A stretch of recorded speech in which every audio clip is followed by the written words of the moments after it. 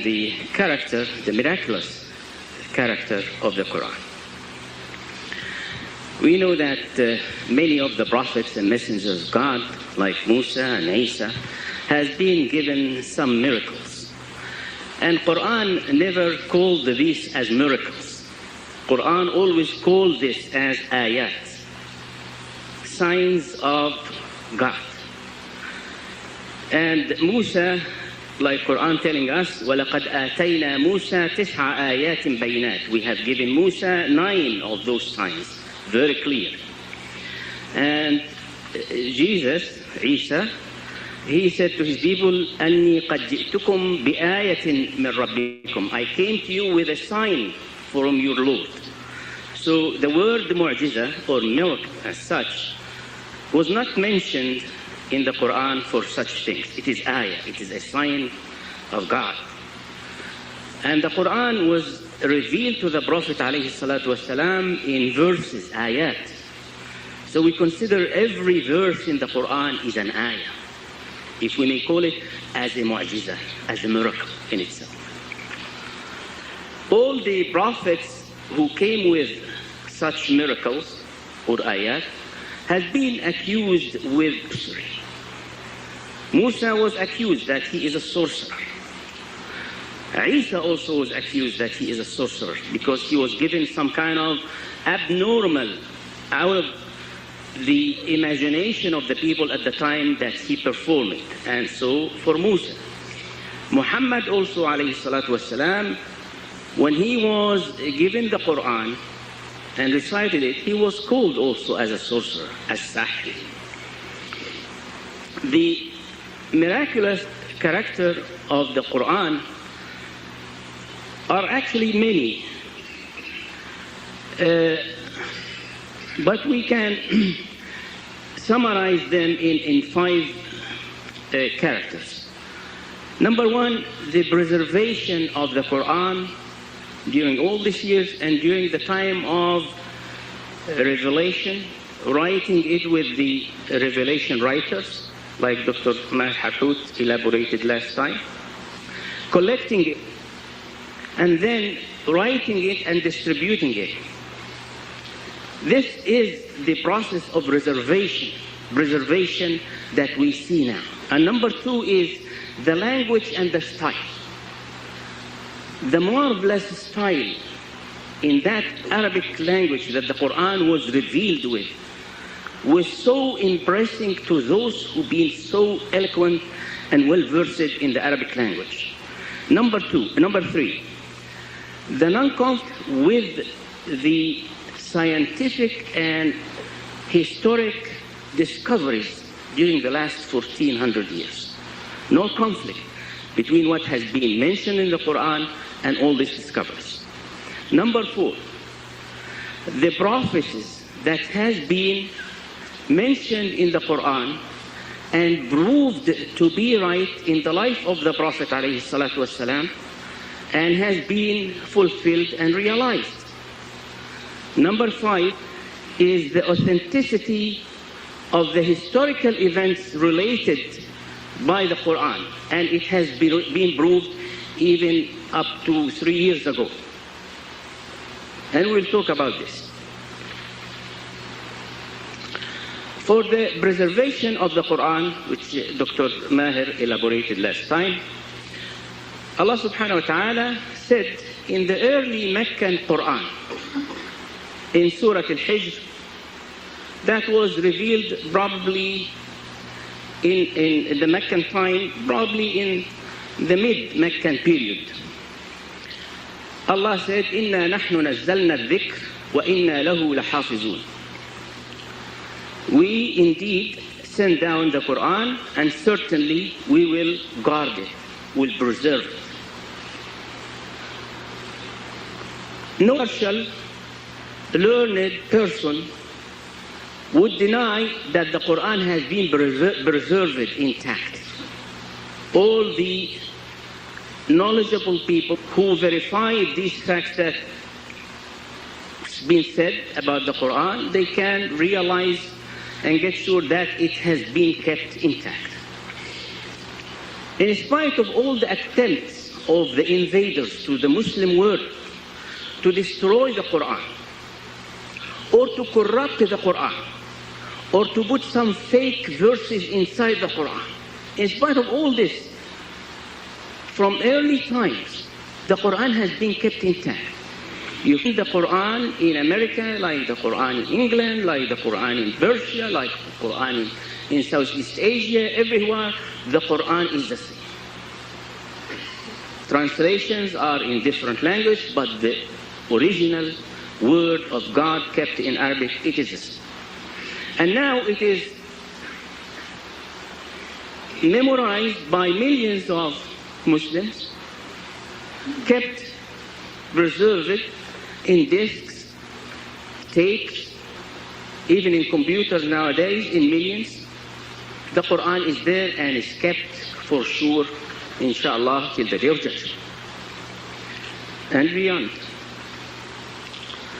The Quran survived intact, and the Almighty God preserved it in its full authenticity as a living miracle and as a truthful witness to the promise of Allah subhanahu wa ta'ala, إِنَّا نَحْنُ نَزَّلْنَا الذِّكْرَ وَإِنَّا لَهُ لَحَافِظُونَ. Now when we look at of the previous prophets like Musa and Isa, and then we look at the Prophet Muhammad alayhi salatu wasalam. Each of those messengers was sent to his people in a certain locality, and he had to address them with some of these ayat that were pertinent to their time.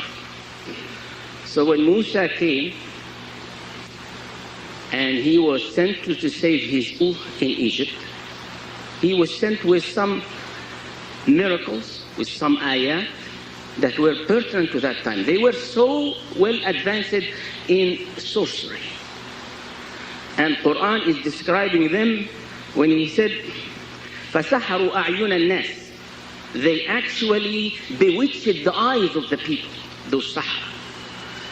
So Musa was sent with a staff that he can throw and be a serpent and swallow the other fake illusion.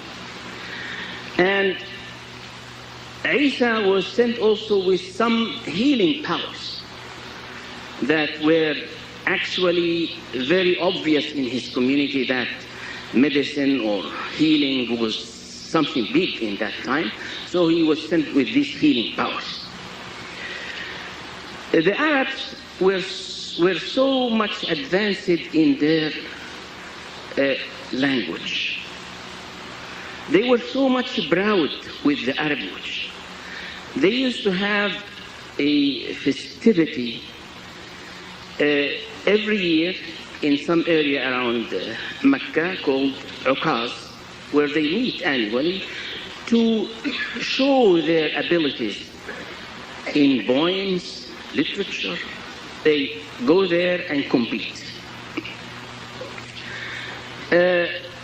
Muhammad was a simple, unlettered man.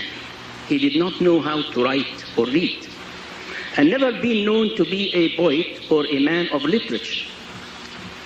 When the Quran started to be revealed to the Prophet ﷺ, it sounded so beautiful, and the language is Arabic, but it is not like their forms in poem or prose. It has a different tone and style. And that was very impressive to those who were well-versed in the Arabic language.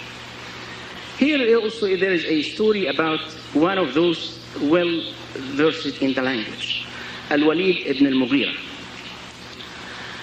Al-Walid ibn al-Mughira listened to the Quran recited by the Prophet ﷺ, and he was so much impressed. He was one of the tops in that language. And he said, والله ما هو بشعر ولا بسحر ولا بهدي من الجنون وإن قوله من كلام الله وإن له لحلاوة وإن عليه لطلاوة وإنه لا يعلو ولا يعلى عليه. This is the Arabic words that he said.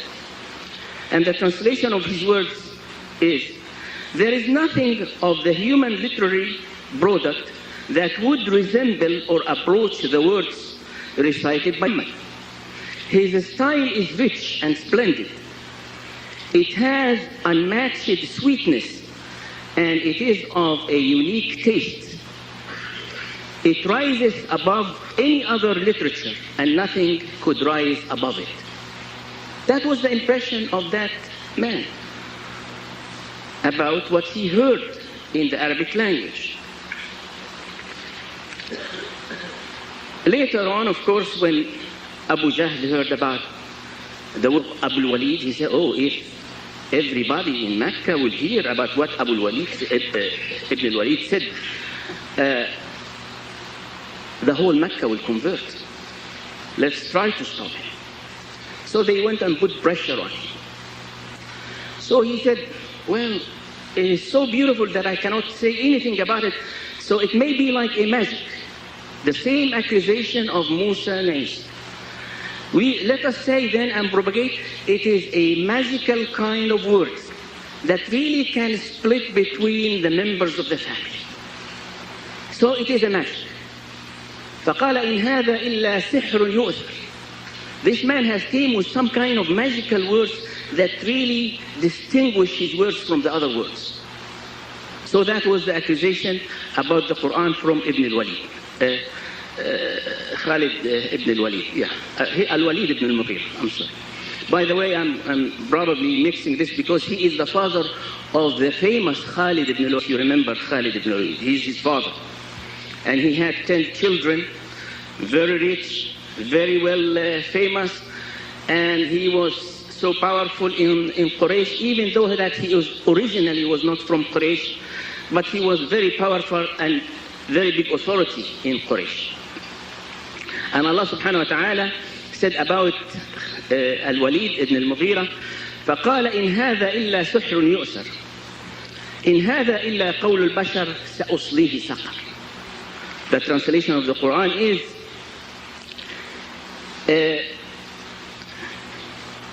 he said it is a magic that distinguishes him, and it is the saying of a human being, and Allah subhanahu wa ta'ala said سأصليه سقر, I will let him be burned in the hellfire. And later on also the same person, Al-Walid, he continued to create stereotype against Muslims and Islam and the Prophet. And Allah subhanahu wa ta'ala said in Surah Al-Qalam again, أن كان ذا مال وبنين إذا تتلى عليه آياتنا قال أساطير الأولين سنسمه على الخرطوم. Because he possesses wealth and sons, when the Quran verses are recited to him, he says, tales of the past. We shall brand him on the snout, on his nose. That was also a prophecy from the Quran that has been realized. In the Battle of Badr, many years later, the same man, Al-Walid ibn al-Mughira, was hit by the sword on his nose incidentally, and it branded him with that hit until he died as a kafir. So it was one of the prophecies early in the Meccan time that he will be burned in the hellfire, and second, he will be branded on his nose, and this happened also in the Battle of Badr, and then died as a kafir.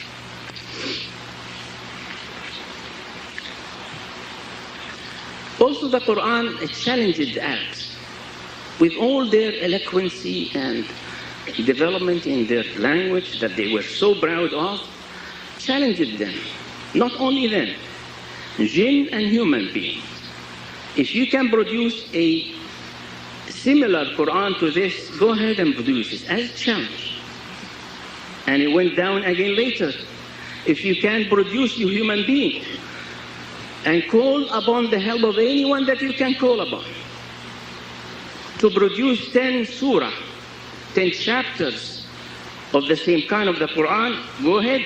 This is another challenge. Later on came even one surah. If you can produce one surah, go ahead and produce.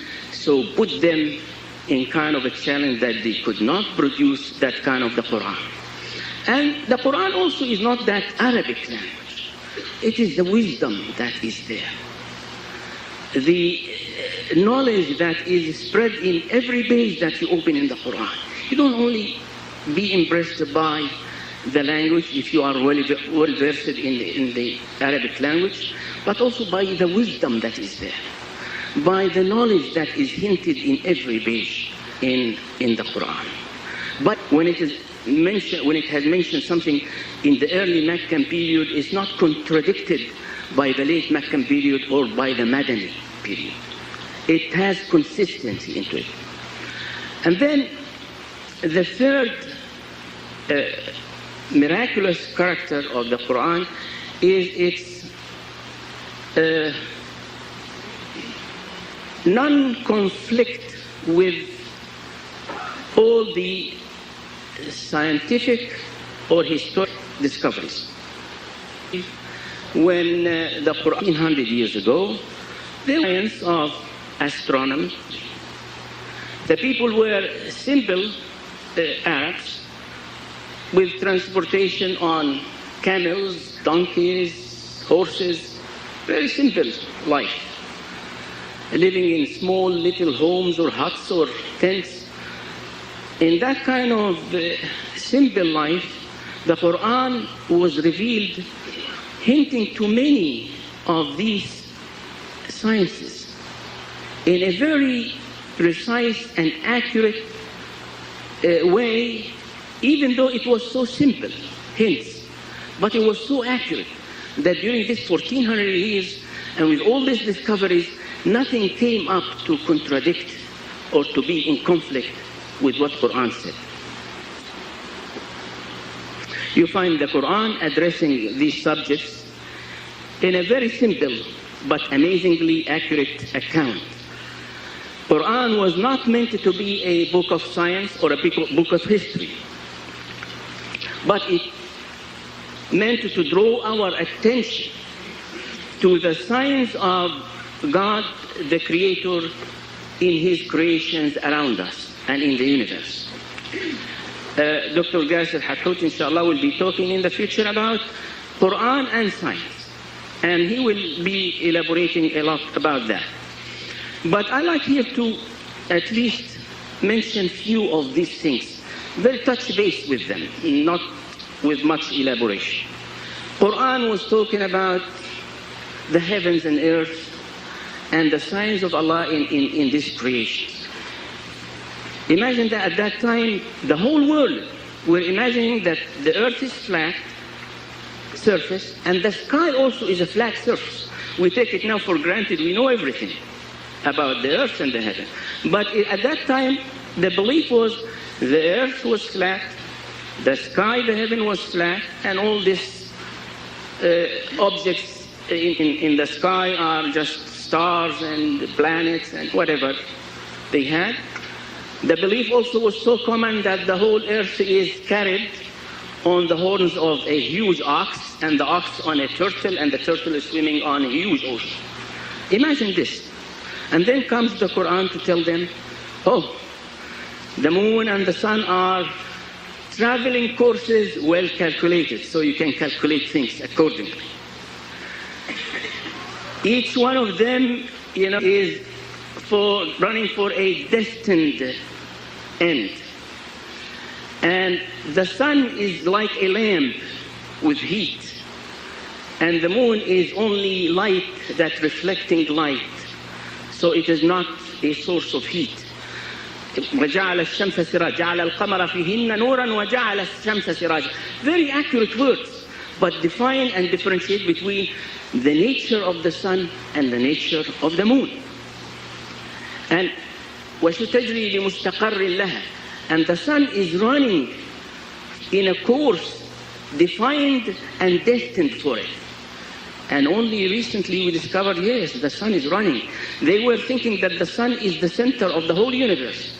But now we know that the sun is running, rotating around the center of the galaxy, and running in a very high speed, with the whole solar system also tied with in a magnificent way that nobody can see. But the whole thing is running in a very high speed around the center of the galaxy, the Milky Way. And then Quran also mentioned about the heavens. It has been constructed without pillars. You can see all these things. The sky that they thought it is flat is not carried on any pillars, and those heavenly objects are there. Nothing is supporting them. And Allah الذي رفع السماوات بغير عمد ترونها, without pillars to carry it. And now we know that there are magnetic forces, gravitational forces, centrifugal forces are holding all these planets and stars apart, and even the galaxies apart from each other. And in some other verse, فَلَا أُقْسِمُ بِمَوَاقِعِ النُّجُومِ وَإِنَّهُ لَقَسَمٌ لَوْ تَعْلَمُونَ عَظِيمٌ. Allah is saying, I wouldn't mention or swear by the location of the stars. And it is a great thing to swear with it if you just know that distance. So it is so distant from you. And now we know that we're talking about billions of light years, and estimated diameter of the universe 200 billion light years. We're talking about imaginary distances in this universe. And the universe still expanding. We know that from the theory of the Big Bang. And Quran mentions something like that. وَالسَّمَاءَ بَنَيْنَا بِأَيْدٍ وَإِنَّا لَمُوسِعُونَ. And this heaven that we have built with power, with authority, and is still in continuous expansion. Quran said that 1400 years. 1400 years said, وَإِنَّا لَمُوسِعُونَ. And we know now it is expanding with a very high velocity in the outer space of our universe. وَإِنَّا لَمُوسِعُونَ. So nobody could talk about these things at that time without being knowledgeable with absolutely about everything. But Allah subhanahu wa ta'ala. And then some verses you feel that it is addressing us nowadays. It was not addressing those people who had their transportations on camels and donkeys and horses. It was meant to be addressing us in future, because we said the Quran was not revealed to Muhammad for a certain locality, for a certain people like Musa and Isa. It was meant to be the living miracle, the living message of Allah subhanahu wa ta'ala to the humanity until the day of judgment. So it had to address every time and every age. And you listen to some of these verses. أَوَلَمْ يَرَ الَّذِينَ كَفَرُوا أَنَّ السَّمَاوَاتِ وَالْأَرْضَ كَانَتَا رَتْقًا فَفَتَقْنَاهُمَا. It's not addressing those people on camels. It's addressing us probably now. It is saying that, didn't those who don't believe in God see heavens and earth were only one piece, and then we caused them to split asunder? فَفَتَقْنَاهُمَا وَجَعَلْنَا مِنَ الْمَاءِ كُلَّ شَيْءٍ حَيٍّ. And then we created from water everything that is living. And all the theories nowadays talking about these things. It is the theories of nowadays that has been addressed 1400 years ago. And then talking about traveling in the space. يا معشر الجن والإنس إن استطعتم أن تنفذوا من أقطار السماوات والأرض فانفذوا لا تنفذون إلا بسلطان. O you assembly of jinn and men, if you can cross beyond the zones of the heavens and earth, then you cross through, but not without authority and knowledge shall you be able to pass. It's talking about even crossing the barriers of earth and heavens. Of course, we have our limitations, but the knowledge is the way to cross these barriers. Another touch also on the other part of science, the science of embryology. And you know, at that time nobody knew what's going on in the womb of a woman in forming a baby. And our doctors here, they know all these details nowadays, and we take it for granted. But Quran is addressing them. وَلَقَدْ خَلَقْنَا الْإِنسَانَ مِنْ سُلَالَةٍ مِنْ طِينٍ ثُمَّ جَعَلْنَاهُ نُطْفَةً فِي قَرَارٍ مَكِينٍ ثم خلقنا النطفة علقة فخلقنا العلقة مضغة فخلقنا المضغة عظاما فكسونا العظام لحما ثم أنشأناه خلقا آخر فتبارك الله أحسن الخالقين. It is science of embryology here that the Prophet is relating to us. Who could know this in that time? But Allah subhanahu wa ta'ala revealing this truth. It is a sperm firmly fixed and stuck to a firm place in the womb of the woman with the ovum. And then it turned into a clot of congealed blood, and then to a fetus lump or embryonic lump, and then to bones, and then clothing it with flesh, and later on it will become a new creation. Who can tell all this in the womb of the womb? Talking from astronomy, to embryology, to physics, to history, to all these things. Muhammad, the unlettered man, could do this. Certainly for those who understand, it is a miracle. It is a sign of God in the Quran. Another thing also, in Surah Al-Qiyamah, أَيَحْسَبُ الْإِنسَانُ أَن لَّن نَّجْمَعَ عِظَامَهُ. People would think that we will not be able to get together their bones and restructure them again. بَلَا قَادِرِينَ عَلَىٰ أَن نُّسَوِّيَ بَنَانَهُ. Nay, indeed we are capable and able to put his fingertip together. And you know that the finger tip and the fingerprint is unique for each one of us. Allah is saying here, we are able even to put his fingertip together in a unique way for each person. This is what Quran is telling us about hints in these different areas of science. Number 4, the prophecies. The prophecies came in many ways in the time of the Prophet ﷺ, where it was fulfilled and realized. Early in the time, in Surah Al-Qamar, when the Muslims were few and oppressed and weak and tortured, it came these verses to encourage them and push their morale. أَمْ يَقُولُونَ نَحْنُ جَمِيعٌ مُنْتَصِرٌ. Do the unbelievers say that we are a majority and we will win for sure? منتصر. سَيُهْزَمُ الْجَمْعُ وَيُوَلُّونَ الدُّبُرَ. For sure, this majority will be defeated and they will turn their back again in the back. And this is what happened later. And then another thing came. And for that one, Umar ibn al-Khattab used to say, أي جمع هذا الذي سيهزم ونحن لا نستطيع أن نحمي أنفسنا. What gathering is this that will be defeated? And we are in a situation we cannot defend ourselves. That was Umar, wondering about that verse. And then later on, it was realized and became true. And another thing, Abu Lahab, the enemy of Islam, and the uncle of the Prophet ﷺ, who fought against the Prophet very severely. Came the verses early in the Meccan period, is probably number 6 in the Revelations. تبت يد أبي لهب وتب ما أغنى عنه ماله وما كسب سيصلى نارا ذات لهب وامرأته حمالة الحطب في جيدها حبل من مسد. It is condemning Abu Lahab and promising him and the hellfire early.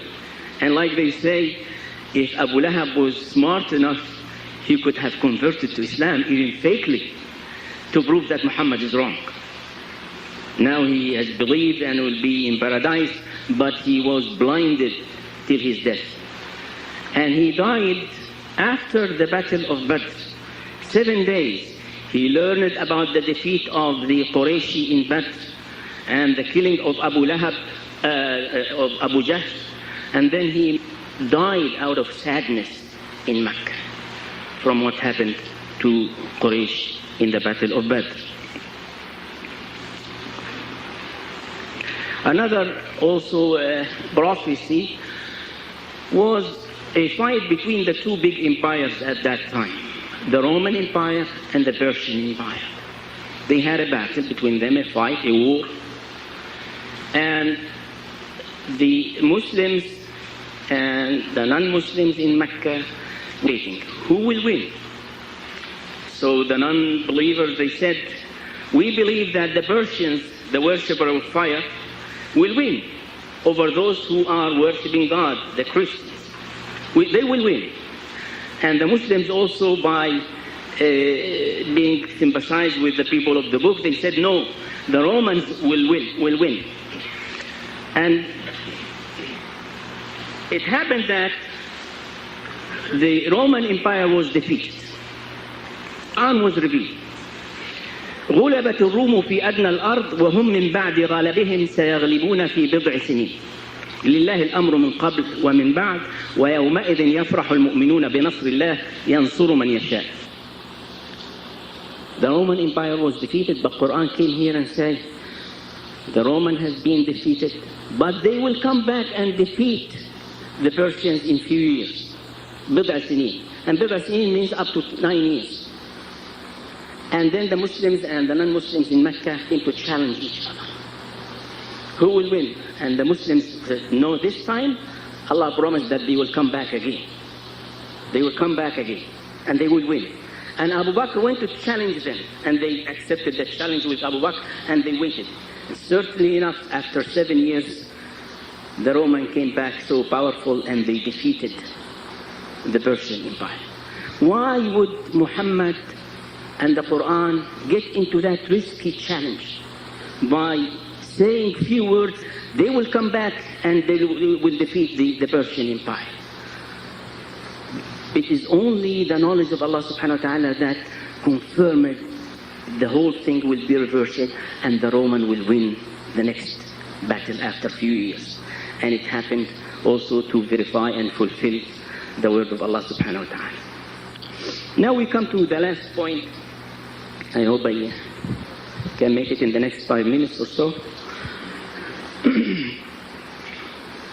The history and its authenticity. The Prophet ﷺ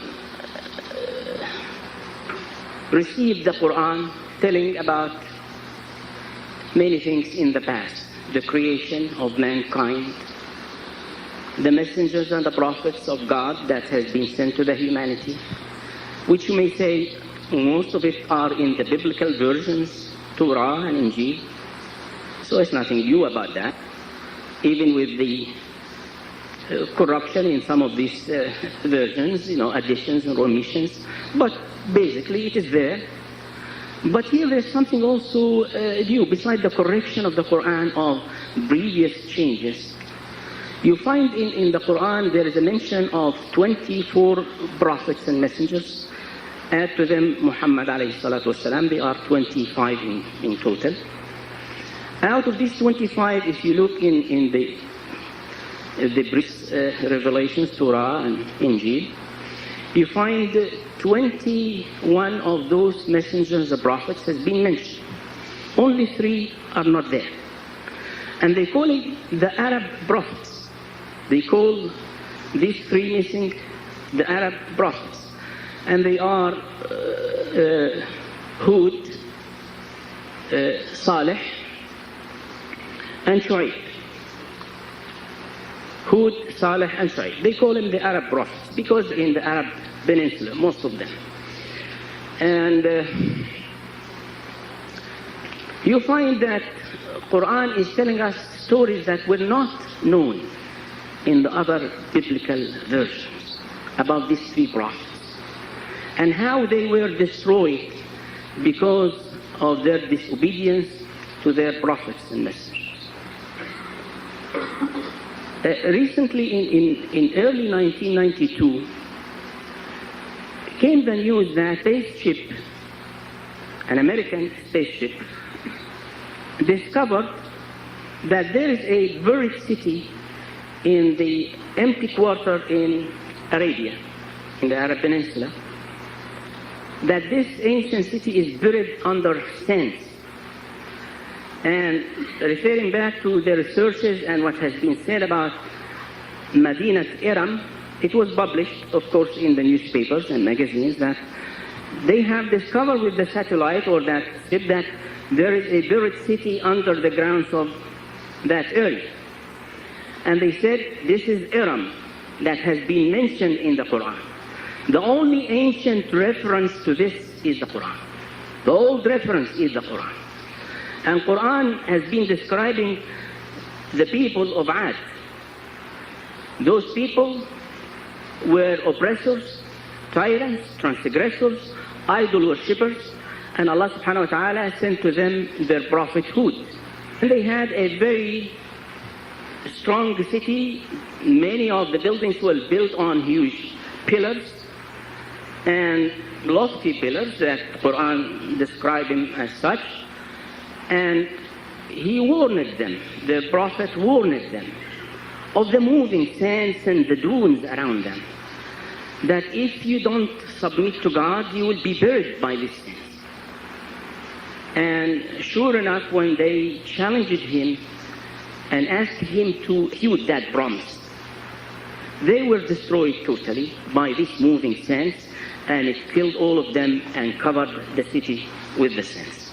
And it was buried all these thousands of years under the sands of that area of the empty quarter in Arabia.